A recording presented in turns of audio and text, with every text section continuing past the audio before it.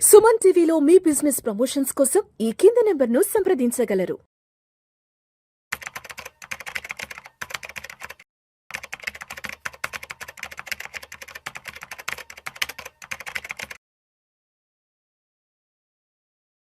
Sir నమస్తే sir Giribabu గారు. నమస్తే అండి. సార్ గిరిబాబు గారు, ఇప్పుడు మ్యూచువల్ ఫండ్స్లో రిటర్న్స్ విషయానికి వస్తే అందరూ కామన్గా చెప్పుకునే సిఏజిఆర్ 12 to 15%. కరెక్ట్ అండి. అసలు ఎంత పర్సంటేజ్లో రిటర్న్స్ వస్తే మనం కరెక్ట్ రిటర్న్స్ని అందుకున్నట్లు? అయితే ఒకప్పుడు అసలు ఈ రిటర్న్స్ అనేవి ఏ విధంగా ఉండేటివి, ఈ రిటర్న్స్ పట్ల పబ్లిక్ మైండ్ సెట్ కూడా ఒకప్పుడు అసలు ఎలా ఉండేది? చాలా మంచి క్వశ్చన్ అడిగారండి. నార్మల్గా 12 to 15% రేట్ ఆఫ్ రిటర్న్ అనేది మీకు కాంపౌండింగ్ ఫ్యాక్టర్లో చాలా మంచి రిటర్న్ అది. సో నార్మల్గా దీనికి ఒక క్యాల్కులేషన్ చెప్తాను. మీ దగ్గర ఒక ₹1,00,000 ఉన్నాయి, మీరు తీసుకెళ్ళి safest bank PSU State Bank of India దాంట్లో డిపాజిట్ చేయండి. సంవత్సరానికి ఎంత వస్తుంది? ఆన్ అండ్ యావరేజ్గా 6% ఉంది.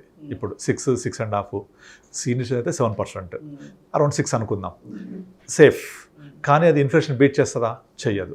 సో మనం ఏం చేద్దాము, ఆ 6% వద్దు అని చెప్పేసి మీ ₹1,00,000 ఎవరికైనా అప్పిచ్చామనుకుందాం. లెండింగ్ ఎంత ఇస్తారు? ధర్మ వడ్డీ అనుకుంటే ₹2 ఇంట్రెస్ట్, ₹2 కామన్గా. ₹2 వడ్డీ అంటే సంవత్సరానికి పర్సంటేజ్ ఎంత? 24%. కానీ ఎంత రిస్క్ ఉంటుంది అందులో? మీ ప్రిన్సిపల్ కూడా గ్యారంటీ ఉండదు.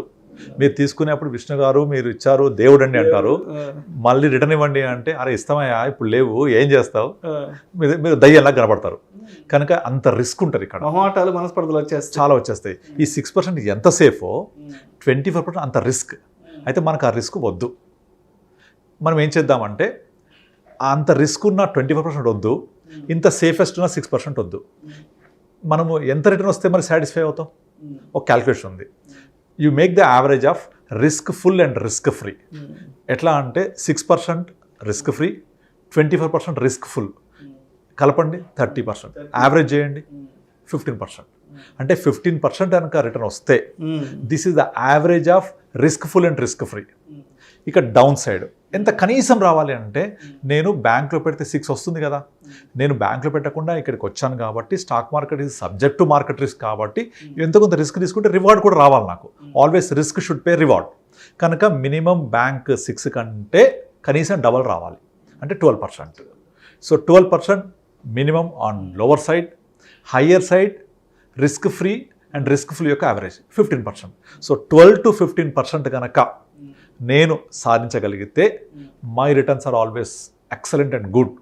అయితే మీరు చెక్ చేసుకుంటే 1995, 96 అంటే ఇక్కడ నుంచి ఒక 25 సంవత్సరాలు వెనక్కి వెళ్తే 94, 95 ఆ టైంలో వెళ్తే మనకు పిఎస్యు బ్యాంకులు, పోస్ట్ ఆఫీసు, తర్వాత కొన్ని గవర్నమెంట్ బ్యాంక్స్ దాదాపుగా 12-13% వడ్డీ రేట్ ఇచ్చేవి. ఈవెన్ పీపీఎఫ్ కూడా మోర్ దెన్ 12% ఇంట్రెస్ట్ ఉండేది ఆ టైంలో. 1980s, 90sలో 12% పీపీఎఫ్ కూడా 12 ఇంకా ఎక్కువ ఉండేది. అండ్ ఎల్ఐసిలో పెన్షన్ పాలసీస్ కొన్ని మోర్ దెన్ 12 ఉండేవి. అలా అప్పుడు కట్టిన వాళ్ళకి ఇప్పటికీ 12% వస్తూ ఉంటుంది. ఇక కోఆపరేటివ్ బ్యాంక్స్ మోర్ దెన్ 15 ఇచ్చేవి. ఎన్బిఎఫ్సిస్ లైక్ శ్రీరామ్ కానివ్వండి, ఇంటిగ్రేటెడ్ కానివ్వండి, కొన్ని రకాల ఎన్బిఎఫ్సిస్ దాదాపుగా 18-20% ఇంట్రెస్ట్ రేట్ కూడా ఇచ్చేవి. ఎప్పుడైతే 18, 20, 12, 13 ఈ పర్సెంటేజ్ వచ్చిందో common man is very happy. అసలు వాళ్ళు వేరే పక్క చూపులు చూసేవాళ్ళు కాదు. బ్యాంకులు పోస్ట్ ఆఫీస్లోనే వస్తుంది, కొంచెం రిస్క్ తీసుకుంటే కోఆపరేటివ్ బ్యాంక్స్ 15 ఇస్తున్నాయి, ఇంకొంచెం రిస్క్ తీసుకుంటే మీకు ఎన్బిఎఫ్సిలు లైక్ 18-20 ఇస్తున్నాయి. సో నేను చెప్పానే ఫార్ములా 12-15 అది వచ్చినంత కాలం ఏ ప్రాబ్లం లేదు, అందరు హ్యాపీగా ఉన్నారు అక్కడ. ఎప్పుడైతే ఒక దేశం అభివృద్ధి చెందుతూ ఉంటుందో అక్కడ ఒక 3 ఫ్యాక్టర్స్ మనం గమనించాలి. డిపెండెన్సీ ఆన్ అగ్రికల్చర్ తగ్గుద్ది, ఇంట్రెస్ట్ రేట్స్ తగ్గుతూ ఉంటాయి, and dependency on service sector పెరుగుతూ ఉంటుంది. సో ఈ 3 ఫ్యాక్టర్స్ ఒక దేశం అభివృద్ధి చెందుతుంది అని చెప్పడానికి సూచికలు. సో మీరు ఇండియా తీసుకోండి, ఇక్కడ మనకు అగ్రికల్చర్ డిపెండెన్సీ తగ్గుతుందా? రాను క్లియర్ కనిపిస్తుంది. ఒకప్పుడు 70% డిపెండెన్సీ ఇవాళ 45కి వచ్చేసాం. అలాగే సర్వీస్ సెక్టర్ డిపెండెన్సీ ఒక 20 సంవత్సరాల క్రితం లెస్ దాన్ 10% ఉండే, ఇవాళ 40%కి వచ్చేసాం. Interest rates తగ్గిపోతున్నాయా? సో ఈ 3 ఫ్యాక్టర్స్ ఇండియా గ్రో అవుతోంది అని చెప్పడానికి నిదర్శనం. మరి ఇందులో మనం ఇంట్రెస్ట్ రేట్స్ తీసుకుందాం. ఇప్పుడు ఇంట్రెస్ట్ రేట్స్ తగ్గుతూ వస్తున్నాయి కదా. పిఎస్యులు 12-13 నుంచి ఇవాళ 5-6కి వచ్చేసాయి. ఎన్బిఎఫ్సిస్ కూడా ఇవాళ హార్డ్లీ 8-9 మించి ఇవ్వట్లేదు. సో మరి మనకు కావాల్సిన 12-15 ఎక్కడ వస్తుంది? ఒకే ఒక మార్గం, ఒకే ఒక ప్రదేశం, అది క్యాపిటల్ మార్కెట్స్. ఈ క్యాపిటల్ మార్కెట్స్లో మళ్ళీ చాలామందికి ఏం కొనాలి, ఎప్పుడు అమ్మాలి తెలియదు కాబట్టి సింపుల్గా మ్యూచువల్ ఫండ్స్.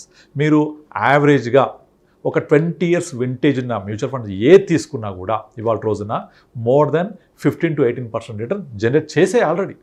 ఇదంతా గతం. ఫ్యూచర్ చూద్దాం.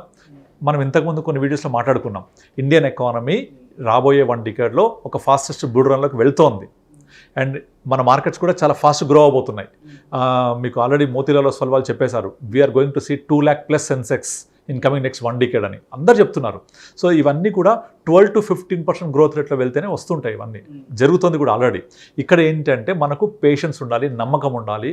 ఆ మార్కెట్స్తో పాటుగా ట్రావెల్ చేస్తుంటే మనం కూడా ఆ గ్రోత్ రేట్లో ఉంటాము, చూడొచ్చు కూడా. సో ఇప్పుడు గతంలో జరిగింది, రాబోయే ఫ్యూచర్లో కూడా ఎకానమీ, జీడిపి రెండు కూడా కలిసి పరిగెడుతూ ఉంటే ఎప్పుడు కూడా Indian total GDP size is equal to Sensex growth. ఎలా అంటే మన సెన్సెక్స్ ఎంత గ్రోత్ ఉంటుంది, 12-14 అనుకున్నాం కదా, 12-15. మన ఎకానమీ గ్రోత్ ఎంత ఉంటుంది, 6% జీడిపి ప్లస్ 6% ఇన్ఫ్లేషన్, 6 to 7 అనుకోండి దాదాపుగా. So Sensex growth is equal to GDP plus inflation. GDP plus inflation 12 to 14, Sensex growth rate అంతే. ఇది వచ్చిందనుకోండి ఆటోమేటిక్గా మనము అక్కడే ఉంటాం కదా, మనకు కావాల్సిన రిటర్న్ అక్కడ దొరుకుతుంది కదా. అయితే ఇక్కడ ఎక్కడ కన్ఫ్యూజ్ అవుతారంటే జనాలు, బ్యాంకులు 12-15 ఇస్తాయి, గ్యారంటీ రాసిస్తాయి. మనకు గ్యారంటీ ఉందా అక్కడ అడుగుతారు.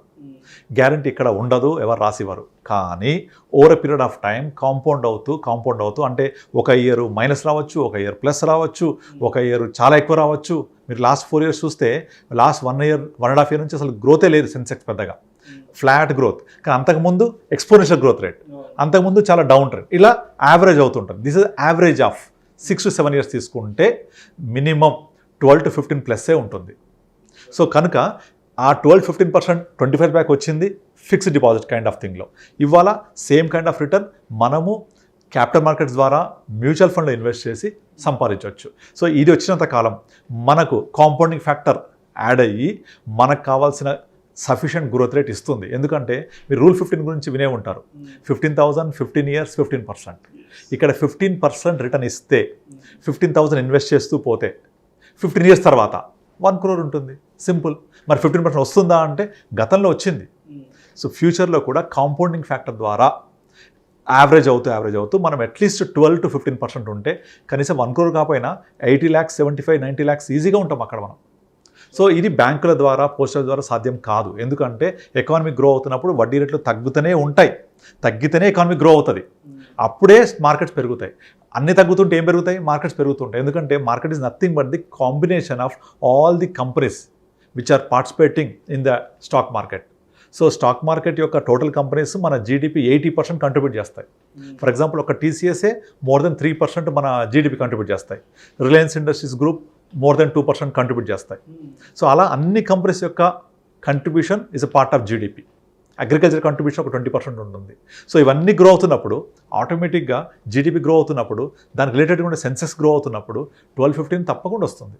సో ఆ 12-15% వచ్చినప్పుడు మనకు కావాల్సిన, ఒకప్పుడు 20-15% సాటిస్ఫై అయ్యారు కదా, ఇప్పుడు కూడా ఆ 12-15% వచ్చి కాంపౌండ్ అవుతూ ఉంటే మనం అనుకున్న విధంగా మన టార్గెట్స్ రీచ్ అవుతాం. సో 12-15 అనేది చాలా మంచి rate of return actually. And ఇంకొకటి ఏంటంటే జనాలు చాలామంది ఏమనుకుంటే 12% అనేది చిన్న ఫిగర్లా కనిపిస్తుంది, తక్కువ కదా అనుకుంటారు చాలామంది. కానీ ఇది కాంపౌండింగ్ ఫ్యాక్టర్లో equal to more than 18% of simple interest. Simple interest, compounding interest ఉంది కదా, ఆ సింపుల్ ఇంట్రెస్ట్ ఒక 18% అవుతే కాంపౌండింగ్ ఫ్యాక్టర్ 12%. మీకు రూల్ 72 తెలుసు కదా, రూల్ 72 ఏం చెప్తుంది, మనకు 12% కనుక రిటర్న్ ఇస్తే 72/12 ఎగ్జాక్ట్లీ 6 yearsలో డబుల్ అవుతుంది. 6 yearsలో డబుల్ అవుతుంది. అంటే 6 years డబుల్ అంటే మన 100 రూపాయలు 6 yearsకి డబుల్ అవుతుంది.